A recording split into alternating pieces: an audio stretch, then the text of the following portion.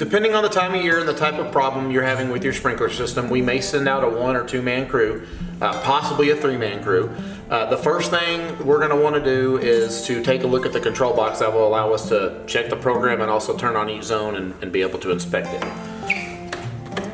Once we turn on your sprinkler system, what we're looking for is heads leaking, pipes leaking, heads too low, heads too high, heads that might not be spraying correctly.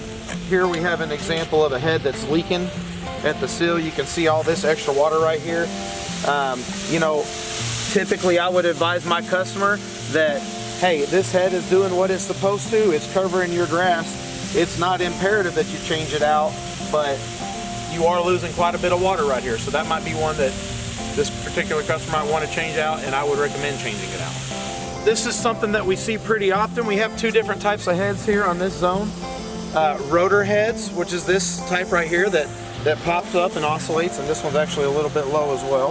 And this type right here is called a standard spray head, and these kind of heads are not supposed to be mixed. So I would recommend to my customer that we either do away with this head or more likely change it out to the proper type for this zone, a rotor head. And on these rotor heads, we just stand over the top of them and make sure that they are in fact rotating. We'll make sure that they're covering the area that they're supposed to be covering and not spraying too far out in the street. But the adjustments on these type of rotors are covered with your service charge.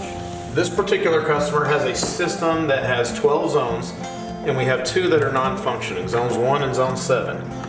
So what we're going to do is you can do this with a voltmeter, or we have a special tool called a station master that will allow us to determine whether zone 1 and 7 are not working due to a bad valve or a bad wire.